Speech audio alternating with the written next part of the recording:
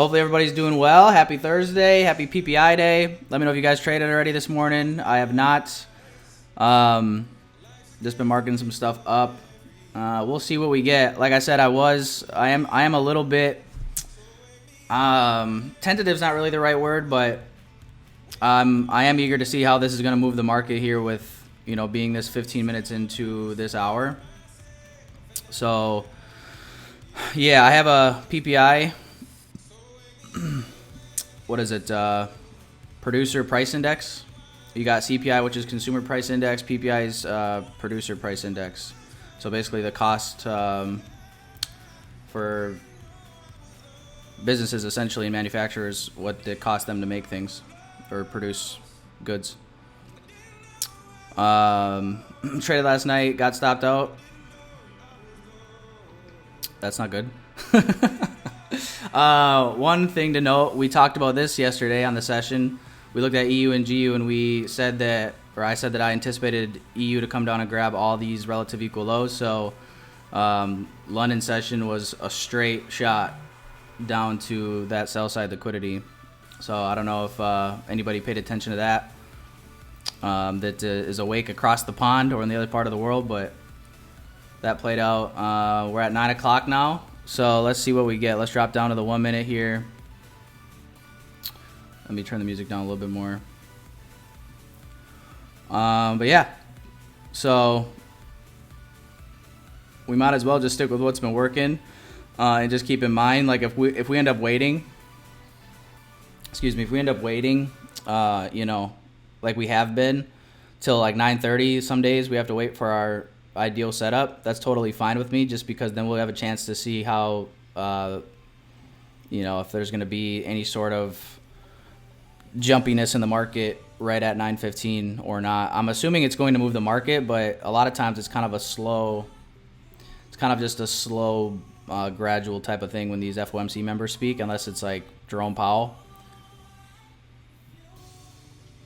But we'll see here. We'll see what we get. I would like to see, looking at ES versus NQ, obviously NQ is had a much shallower retracement than ES has. However, we haven't retraced even down into equilibrium into a discounted price range, unfortunately, which is the only reason I don't really like it for buys. But yeah, definitely, I'd say definitely is stronger based on just the structure, but that might change here. So right now, pretty simple. I would say we have this range being built up right here on ES. So let's wait and see if one of these levels gets swept, and then if we get displacement back in the other direction, we can get our entry. But right now, it looks like we might be getting something here. So we got 45 seconds left of this candle. As long as we get a gap, guys, to remain here, we'll see. 5-point TP1, guys.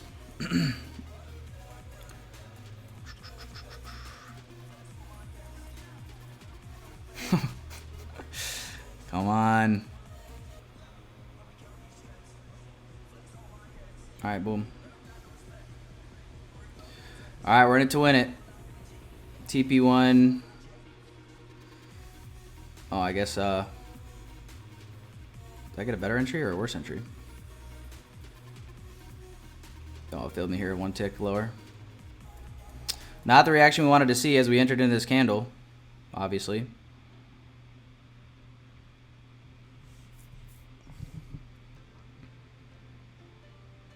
Not looking good. Not looking good.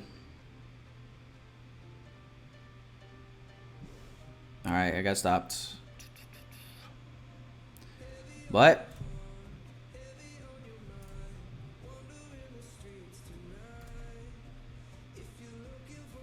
all right.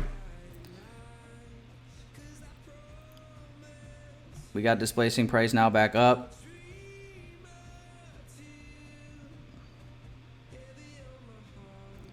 Let's see if we can get us set up in here. I know it's tough because we said that, we were going to be, might needing to switch our bias, and that's kind of what we're seeing here. But yeah, I'm going to try to do entry right at the 50% of this fair value gap to get long. Stop right below here, like a tick below, less than 5 points. And we'll flip and adapt.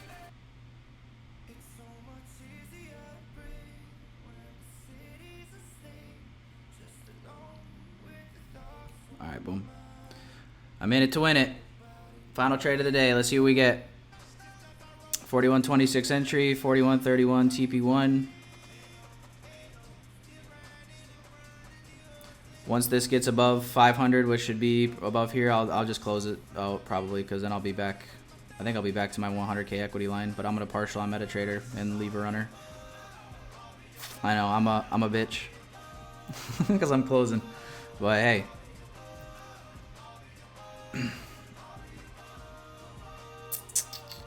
Get above there. Partial TP1. Okay, boom. My God, you know what I'm saying? What a test of our mental fortitude today. TP1 hit. We're still not out yet. I want to see us push. I want to see us, make back what we lost and still come out and profit. I understand that right now on MetaTrader, I'm still down on the day. A little bit. I'm still down a little bit. But this will be nice if we can get this push. Honestly, you guys can partial again right here if you'd like to. You can if you want. We're in this structure, in this order block. It's up to you guys. Partial anywhere from here to this high. Okay? I would honestly close. I'm gonna close back what I lost. So I'm back break even on the day no matter what. I don't want to profess what I think is going to happen, because at the end of the day, I can see both happening. That's why I said partial here.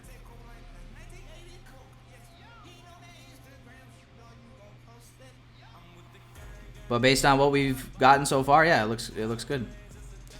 Looks good to make a move up. We've got definitely plenty of reason to come up, but we've got reason to go down too. So today was just one of those days, man. We're in a weird part after CPI grabbing both the draws on liquidity that were most relevant to us. We're stuck in that range. Let me go out to the daily and show you. Is it daily or the 4 hour? I think it's daily. The daily time frame here, just look at this. So notice what we did yesterday. Yesterday we swept sell side and buy side, filled this gap, filled this gap. Right now this is the high of the day, this is the low of the day. We're inside of this range right now. And usually when you see a draw on liquidity to the point where, one day sweeps both the high and the low, you're going to see either a change in the trend, but usually for a day you'll see kind of a range, which is what we're getting right here. So you'll see a range, but then usually you'll see this followed by a change in direction when you see this type of a move. But when you got bearish order flow, bullish order flow on the daily time frame, if you're bullish, you'll see lows get respected and it'll keep taking out the highs, but it'll always, the day before, it'll respect that low. It'll be supported. It won't get taken. And then once it, and then bearish order flow is the exact opposite, obviously. So yeah, I would recommend journaling. I don't journal as much as I used to, but I mean I know that sounds bad, but yeah, I would say journaling's amazing, because it helps you kind of determine when.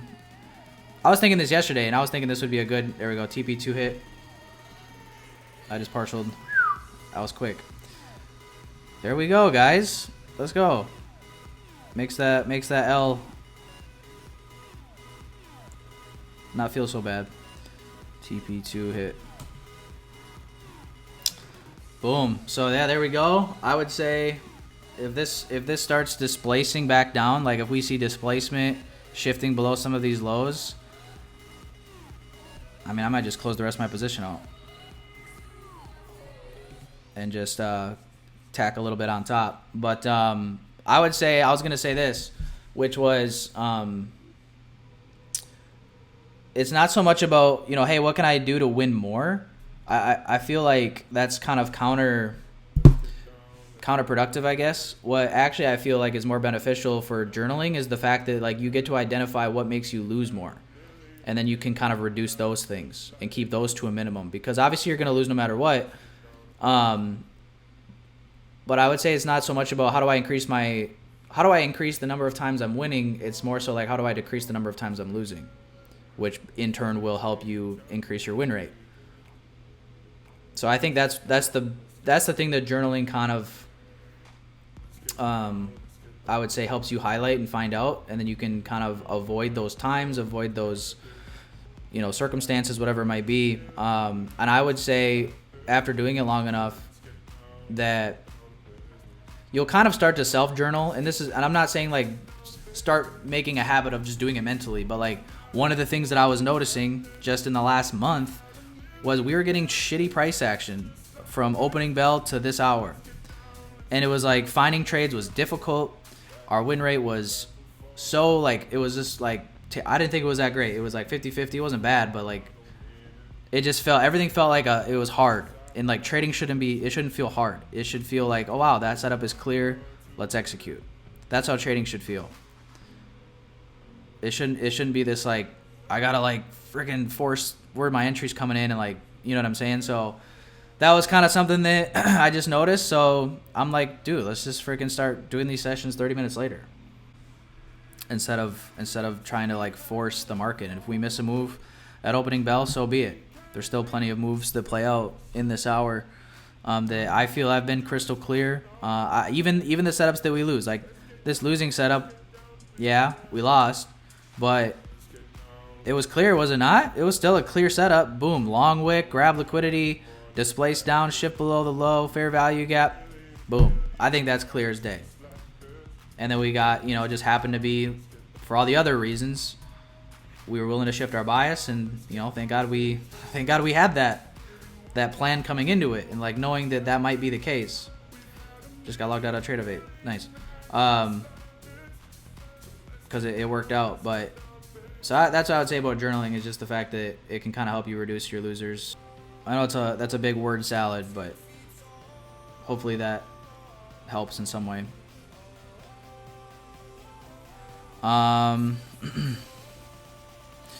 You see anything on the first trade looking back that you may have missed, which would have swayed your decision to take the trade? Yeah, and I was actually thinking this as it was happening. But the reason I don't think you can put too much mind into it is just because I feel like if you do this, you're just gonna always be psyching yourself out. And so what I saw was when price was coming back was that we displaced on this candle. And honestly, I wanted to see if this candle was going to leave a fair value gap right here. But what happened is that candle just ripped and came right to our entry. So, we took the trade. But that would have been the only thing. Like I said, it's kind of a finicky thing. But this was right here. When this moved up like that, closed, breaking structure obviously. And then this candle, I was like, oh, we might leave a fair value gap in here. But it didn't matter because this candle just went straight to our entry and we got in. So either way you slice it up, we lost, and I was just wrong. I was wrong in the sense of the trade loss, but I was right in the sense of I think it was a good setup. I still think it was a good setup. For me, it's looking where I make mistakes. That helped a lot. I'm good. I'm glad that helped. It was just I don't know. I think making content for like TikTok and stuff, and sometimes like I don't want to just make videos. I don't want to be that guy that just rips out like 9 videos in a day on TikTok for no reason, talking about a bunch of BS that you guys don't care about. So that's why I only post like 2 videos a day, 3 videos a day sometimes, just depending on the day. I want everything to have a purpose. Like I don't really see there being much of a purpose outside of like if I wanted to be just an influencer, like I'd make, I don't know, vlogs and fucking all kinds of shit about random whatever. But so anyway, the whole point of me saying that is like I was just thinking yesterday about how that really is the biggest purpose behind journaling. It's just how do you minimize your losses? How do you take away days where you lose or take away days where you're less probable? It's not so much about winning more. You'll win more as a byproduct of losing less. But yeah, guys, I mean, at this point, it looks like we might be ranging a little bit here for a while. So I'd say we might as well just call it there. Hopefully you guys got some value out of the session, made a little bit of money. Everybody should have, obviously, as long as they didn't get cold feet and close or whatever the case. But yeah, appreciate you guys. Grateful for you guys. Another profitable day, despite all the news this week. So I'm very, very happy about that. Tomorrow, let's see. Tomorrow we've got news at 9. So right at the beginning of our session, we'll be able to be on, see exactly how that releases, and then look for our entry from there. So appreciate y'all. Have an amazing Thursday, and we'll look to close the week off strong tomorrow. Have a great day. If you need anything, reach out. Otherwise, peace out. Have a good day, y'all. Yo, what's good, guys? Just wanted to add this to the YouTube. Was getting ready to put the recording up, but we're really getting close to TP3. So I just wanted to see if this hits. Let's see if it hits. But yeah, guys, overall great week. We took a loss on Monday. TP1 hit Tuesday. Yesterday we hit all take profits. Even if people left runners, those all got hit. And then so far today, obviously we took a small loss right away, and then came back and got this trade, TP1-2, now working on TP3. So this would be great if we can hit this, and then we should be mostly out of the position, but I did let everybody know that they could leave a runner all the way up to potentially up here, and then just partial along the way. But yeah, it's in everybody else's hands at this point, however they want to manage their trade. Some people did close already fully because they're happy with their profits. So yeah, it just all depends on how you wanted to manage your position from this point. But let's see if we can't take out this high and get a TP3 in this recording. I thought we were going to get this TP3 live on the recording, 1 point away. But now it's looking like either we're going to be waiting longer or might not get it at all. All right, guys, we're going to try this one more time. TP3 loading. Let's see if it gives it to us this time. Looks like we came down, swept these lows, filled this volume imbalance. Little gap right here. Let's see. Boom, TP3 hit. Perfect.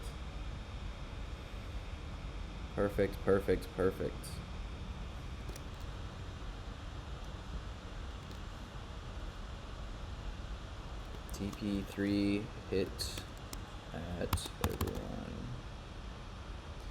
Bada bing, bada boom. Lovely. All right, glad I got this for the YouTube recording. Peace out, y'all.